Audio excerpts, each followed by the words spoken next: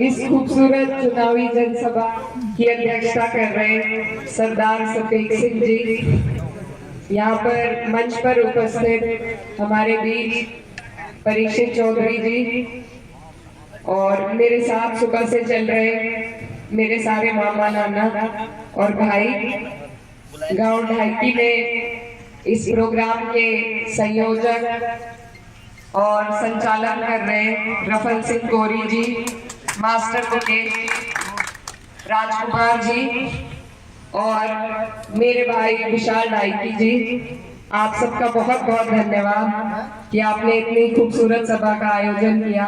और देर से हमारा आना हुआ, लेकिन उसके लिए माफी चाहती हूँ, लेकिन आपका दिल से आभार व्यक्त करती हूँ कि आप यहाँ आज हमें सुनने के लिए आए। ये जो चुनाव है, पूरे देश में चुनाव का माहौल है और उसी मकसद से आज हम आपके बीच में आए हैं। 19 तारीख है, साइकिल का निशान है और ये चुनाव आपके हमारे लिए बहुत महत्वपूर्ण चुनाव है, क्योंकि ये देश का चुनाव है। देश की नीतियां इस चुनाव से तय होती हैं, जिनका असर सीधा सीधा आपके और हमारे जीवन पर पड़ता है। तो इसमें सही चयन करना जिम्मेदार नागरिक होने के नाते हमारा फर्ज है। आज डबल इंजन की सरकार के हमने 10 साल का कार्यकाल देख लिया है। मुझे बताने की जरूरत नहीं है कि क्या सब हो रहा है, हालात आपके सामने हैं। हमारे जो किसान भाई हैं वो किस कदर इन पूरे 10 सालों में उनका उत्पीड़न हुआ और आज बेहाल है।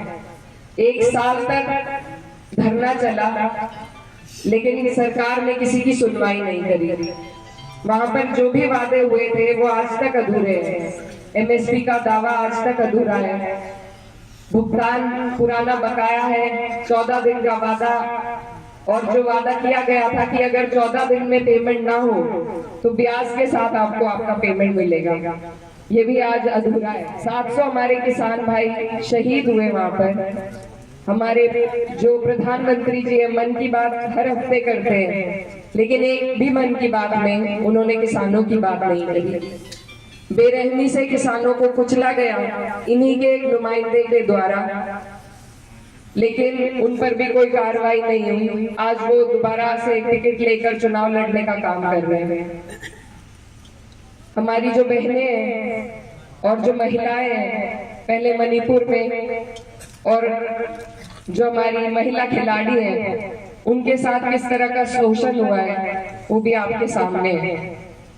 ये इसी सरकार के कार्यकाल में है कि आज जो मजदूर भाई हैं वो परेशान हैं, बेहाल हैं। जो छोटे व्यापारी हैं उन पर अनेकों तरह के टैक्स लादकर उन्हें कमजोर कर दिया गया है। आज आपके और हमारे ऊपर बिजली की दरों का एक प्रकोप भी डाल दिया है। ट्यूबवेल तक हम मीटर पहुंच चुके हैं, तो लेने के लिए इनके पास सारे हथकंडे तैयार हैं, लेकिन जब आपके हमारे पेमेंट की बात आती है तो वो इनके पास नहीं है। और ऐसा नहीं है कि सरकार के पास पैसे नहीं है, इन्होंने 16 लाख करोड़ उद्योगपतियों का कर्जा माफ किया है। इतने में किसानों का ये बहुत बड़ा दर, बहुत बड़े कर्जों का दर माफ कर सकते थे। तो ये इनकी नीयत है जो आपके और हमारे सामने है। मेरे युवा भाई यहाँ पर खड़े हैं जो पहले फौज में भर्ती होने की उम्मीद रख के तैयारी करते थे, आज उसको भी संविदा की तरह 4 साल का बना दिया इन्होंने, अग्निवीर बना के रख दिया। इसके अलावा कोई वैकेंसी निकलती है, उसमें तैयारी जब हमारे भाई करते हैं, बहनें करती हैं, तो कुछ उनके लिए हो, उन्हें कुछ मिल सके, उससे पहले पेपर लीक हो जाता है। और सिर्फ फॉर्म भरने से ही इन्होंने लाखों करोड़ों रुपए इकट्ठा कर लिए हैं। तो ये जो सरकार है सिर्फ आपसे हमसे लेना जानती है, इनके पास कोई लाभकारी योजना नहीं है जो आपको हमें मिल सके। इन्होंने खुद कबूला है कि ये 80 करोड़ लोगों को फ्री में अनाज देने का काम करते हैं और इस पे अपनी पीठ थपथपाते हैं। लेकिन ये काम सरकारों के नहीं है। इन्हें शर्म आनी चाहिए कि आज हमारे देश को ये इस कगार पे लाकर खड़ा कर दिया है कि 80 करोड़ लोग इनकी तरफ देखते हैं अनाज के लिए। सरकारों का काम है हमेशा सशक्त करना, हमारे हाथों को मजबूत करना, ऐसी नीतियां बनाना जिससे किसान सर उठाकर जी सके, अपने आप को बढ़ोतरी की कगार पर पाए, हमारे मजदूर भाई आगे बढ़ सके, जो छोटा व्यापारी है वो मजबूत हो सके। तो इनकी नीतियों में खोट है। ये सिर्फ कुछ उद्योगपतियों के लिए काम करना चाहते हैं। सारी सरकारी संस्थाएं जिनसे कम दामों में आपको और हमें लाभ पहुंच सकता था, वो बेचकर इन्होंने अपने कुछ दोस्तों की झोली भरने का काम किया है। और इलेक्टोरल बॉन्ड का स्कैम तो आपके सबके सामने है ही कि एक हाथ से देना है और दूसरे हाथ से ले लेना है। तो ये हमारी सरकार की, डबल इंजन की सरकार की कुछ नीतियां हैं जो मैं चुनाव का माहौल है इसलिए आपको याद दिलाना चाहती हूँ, क्योंकि बहुत अहम है कि जब हम 19 तारीख को वोट डालने जाएं तो ये सब बातें हमें याद रहें।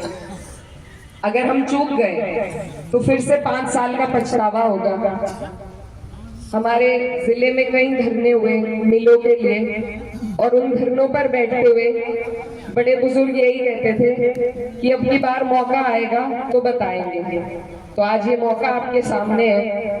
अगर हम अपनी परेशानियों को भूलकर इनके बहकावे में आकर फिर से अगर हमने इन्हें अपना वोट दिया तो फिर गलती इनकी नहीं है, गलती आपकी और हमारी होगी, क्योंकि इन्होंने तो उदाहरण पेश कर दिए कि ये क्या करना चाहते हैं, क्या इनकी नीतियां हैं। अब सही चयन करने का फैसला आपका और हमारा होना चाहिए। यहाँ से हमारे माननीय सांसद जी, उनको आप लोगों ने 90% वोट देकर उनका चयन किया था, लेकिन हमारे क्षेत्र में डबल इंजन सरकार की कोई भी लाभकारी योजना लाने में वो विफल रहे। हर सीट पर मोदी जी, योगी जी आकर काम नहीं कर सकते। यहाँ पर यहीं के जनप्रतिनिधि आपको और हमें हमारी लड़ाई लड़ सकते हैं, हमारे लिए सरकार से कुछ योजनाएं ला सकते हैं। और जब वो अपने इस कर्तव्य में विफल रहे तो आगे आप लोग समझदार हैं, आपको पता है क्या करना है। एक जनप्रतिनिधि का कर्तव्य सबसे बड़ा यही है कि वो अपने लोगों के सुख दुख में शामिल हो, उनके बीच जाए, उनकी परेशानियों से अवगत हो और उसका निस्तारण करा पाए। और जब ये सब नहीं हो रहा है तो आपको पता है कि आपको क्या करना चाहिए। मैं आपसे आज पहली बार मेरा यहाँ आना हुआ और आपसे वोट की अपील के लिए आई हूँ। मैं बहुत छोटी हूँ, लेकिन मुझे ये जिम्मेदारी दी है पार्टी ने, बड़ी जिम्मेदारी है, और इसमें मुझे आपके सबके साथ की जरूरत है। कोई भी चुनाव किसी एक बिरादरी या जाति के बल पे नहीं लड़ा जाता, इसमें सभी की जरूरत है, और आपका सबका साथ लेने के लिए आज आपके बीच आई हूँ मैं। मेरे पिताजी पहले जनप्रतिनिधि रह चुके हैं यहाँ पे, और वो किसी एक समाज की या किसी एक जाति की राजनीति नहीं करते थे। वो यही कहते थे कि नेता का कोई धर्म नहीं होता, कोई बिरादरी नहीं होती, उसके लोगों को धर्म उसके अपने हैं, सारी जातियां उसकी अपनी है, और सभी का सम्मान करना उसका कर्तव्य है। अगर कोई नेता किसी एक बिरादरी की तरफ या किसी एक धर्म की तरफ अपना झुकाव करने लगे, वहीं से उसका पतन शुरू हो जाता है। तो उनकी यही सीख है जिसको मैं आगे बढ़ाकर ले जाना चाहती हूँ, और इसमें मुझे आपके सबके साथ की जरूरत है। आज जितना प्यार और मान सम्मान यहाँ आपने मुझे दिया है, ये मैं कभी नहीं भूल पाऊंगी, और आपको यकीन दिलाना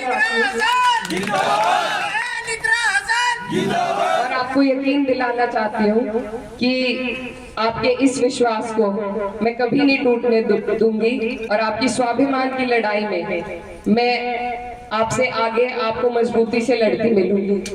अपनी बात खत्म करने से पहले सिर्फ एक बात कहना चाहती हूँ कि हो गई है पीर पर्वत सी पिघलनी चाहिए, इस हिमालय से कोई गंगा निकलनी चाहिए, आज ये दीवार पर्दों की तरह हिलने लगी, शर्त लेकिन थी कि ये बुनियाद हिलनी चाहिए। सिर्फ हंगामा खड़ा करना मेरा मकसद नहीं, मेरी कोशिश है कि ये सूरत बदलनी चाहिए।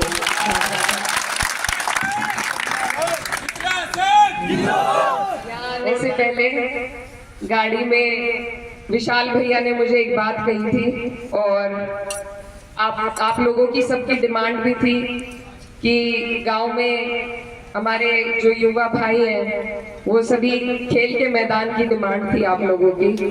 तो मैं यहाँ आपके बीच में ये भी वादा करना चाहती हूँ कि अगर ऊपर वाले ने मौका दिया और आप लोगों का आशीर्वाद रहा तो वो कार्य कराने में मैं पूरा अपना प्रयास करूंगी और वो कार्य करा कर रहेंगे।